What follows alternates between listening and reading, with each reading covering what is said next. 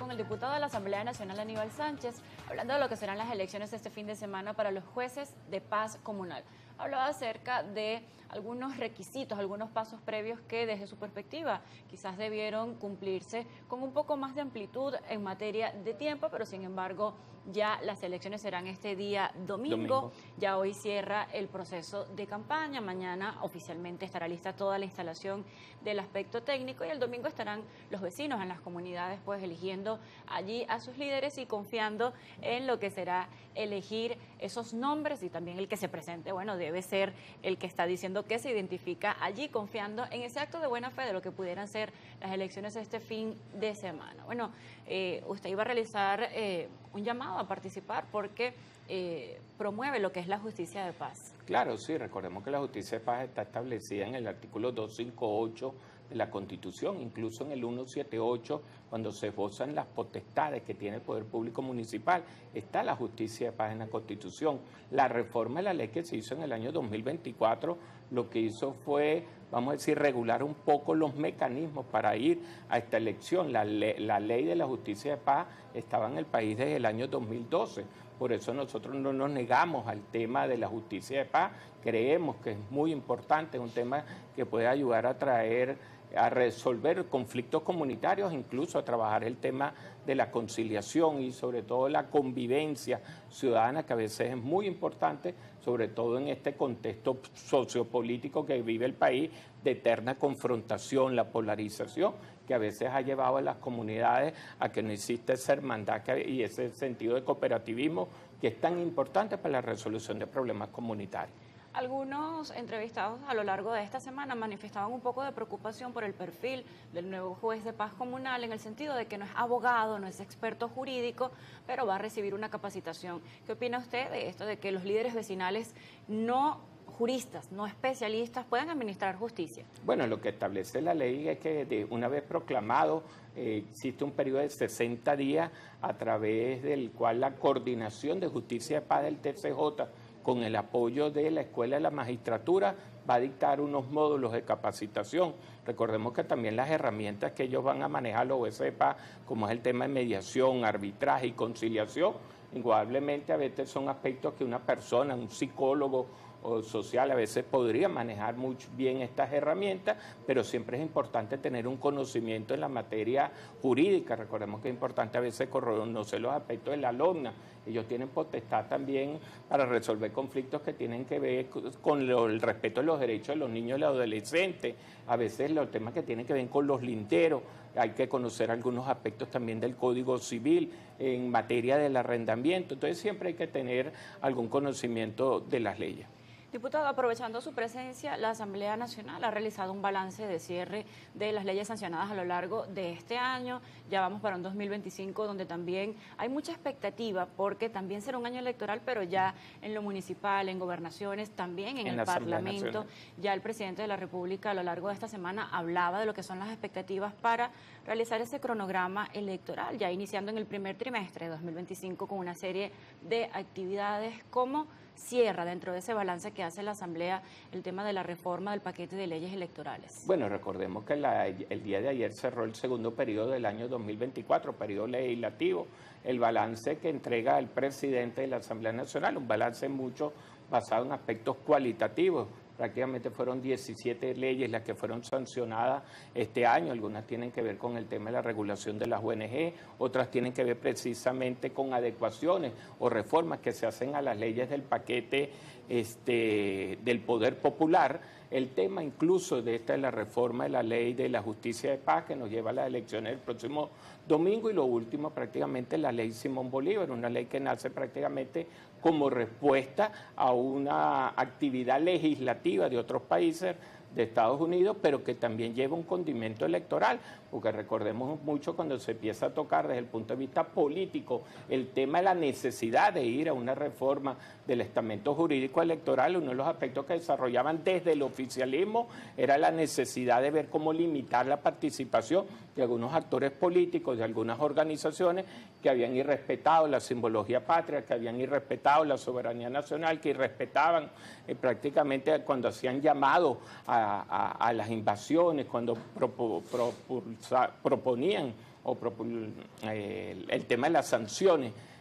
Todo esto se reguló a través de la ley Simón Bolívar. Yo alertaba en ese momento que incluso el haber sacado la ley Simón Bolívar pudiera haber resultado una especie de atajo para lo que era tan importante como es la reforma del estamento jurídico electoral. Yo responsablemente tengo que decirle que existe la necesidad de hacer una reforma del estamento jurídico electoral. Estamos hablando de la ley orgánica de procesos electorales, la ley orgánica del poder electoral, la ley orgánica de los partidos políticos, incluso algunas resoluciones. ¿Pero en qué punto quedó esta discusión? Ya porque hablaban de que para el 15 de diciembre iba a haber una serie de adelantos con la participación de todas estas organizaciones con fines políticos, con la mayoría de las que están activas en el país, y decían, bueno, ya para este cierre va a haber un panorama de lo que se puede aplicar o no en 2025, porque algunas deberían estar listas, discutidas y aprobadas cierto tiempo antes de las elecciones como tal. Eso te iba. Recordemos, yo participo en la comisión de diálogo de la Asamblea Nacional, y se tomó un mecanismo en el mes de octubre de trabajar esto a través de 3 subcomisiones: la subcomisión de legislación, la subcomisión constitucional. Recordemos que algunas de las propuestas que se empezaron a escuchar en esa fase de consulta, no estamos en la fase de consulta normal de una ley, estábamos en la fase de consulta a las organizaciones con fines políticos para la elaboración de un proyecto, unos proyectos que indudablemente podían llevar a 2 vías, a lo que serían las reformas parciales de algunos de los instrumentos o al obtener un nuevo código electoral. En eso se quedó, no existe hasta la fecha ningún proyecto electoral. Por eso yo también alertaba que se iba a terminar el proceso, el periodo legislativo del 2024 sin tener las reformas a la ley, y sobre todo considerando que el año 2025 constitucionalmente está asignado por ser un año electoral. Estamos hablando que en el 2025 corresponde, porque se vence el periodo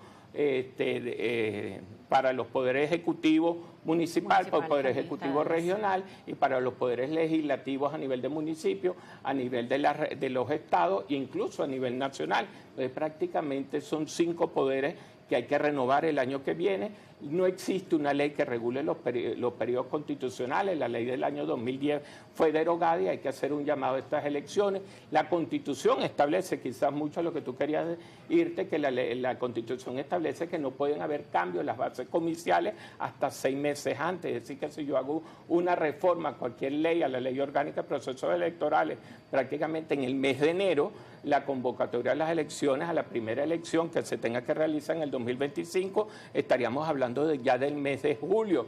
Existen también algunos choques de algunas leyes. La ley orgánica del Poder Público Municipal impide que los concejales y alcaldes se elijan prácticamente en conjunto con ningún otro poder público nacional. Son distintos aspectos. Existen propuestas de partidos políticos, existen propuestas del mismo presidente de la República de realizar 3 procesos. Uno primero donde se elijan los alcaldes y concejales, uno segundo para gobernadores y consejos legislativos, y en una última fase los diputados a la Asamblea Nacional.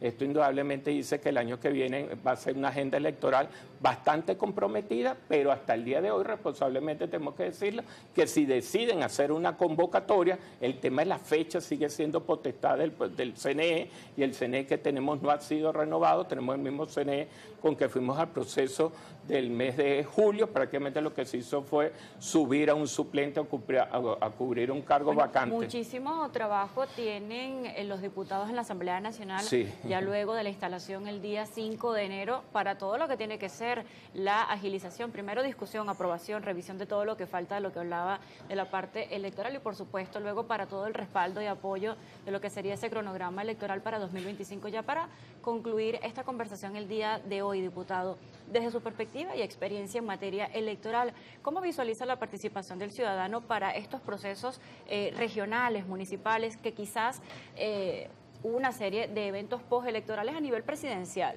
pero ya hablando de lo regional, quizás el ciudadano está más comprometido y más interesado en que esos problemas de servicios públicos, esos problemas regionales, sean atacados y resueltos por ese líder que van a elegir nuevamente? Bueno, recordemos que históricamente los procesos electorales a nivel municipal y regional no han tenido el mismo nivel de participación cuando el proceso es nacional.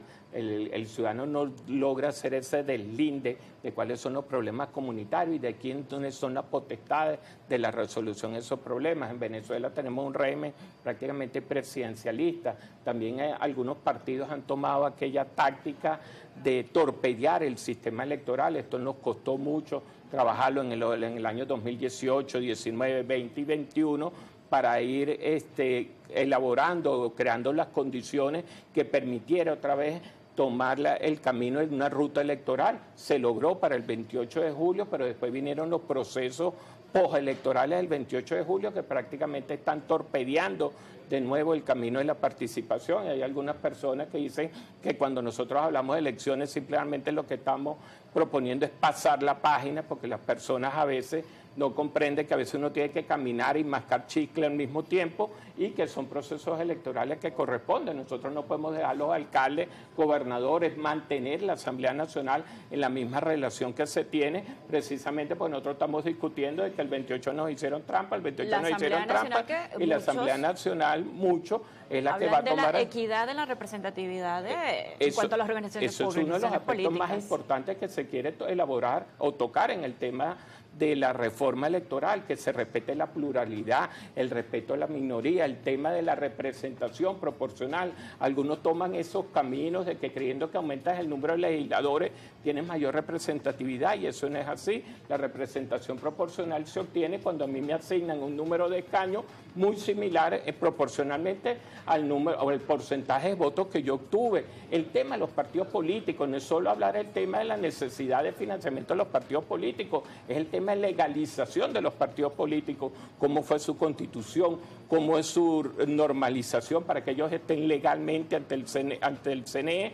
el tema del 1%, el 0,5%. Aquí hay tantos vacíos desde el aspecto jurídico electoral que el mismo TCJ se había una obligación de legislar en tema electoral. Cuando fuimos a la elección de la Asamblea Nacional fue prácticamente a través de una norma. Cuando vamos a referéndum revocatorio es el CNE que tiene que hacer resoluciones, porque aún la Constitución del año 1999, estamos cumpliendo 25 años con esta Constitución, establece la figura del referéndum y no hay ley de referéndum. Bueno, diputado, nos toca concluir por el día de hoy, pero sin duda lo esperamos de vuelta en Primera Página una vez sea instalada la actividad para el año 2025 desde la Asamblea Nacional, para conocer qué se ha actualizado, qué no, y todo ese trabajo que queda por delante, sobre todo en materia electoral, reforma, debate, todo lo que tiene que ver con ese paquete de leyes para el año 2025. Gracias. Muchas gracias, estamos totalmente a la orden. Gracias por acompañarnos en Primera Página el día de hoy.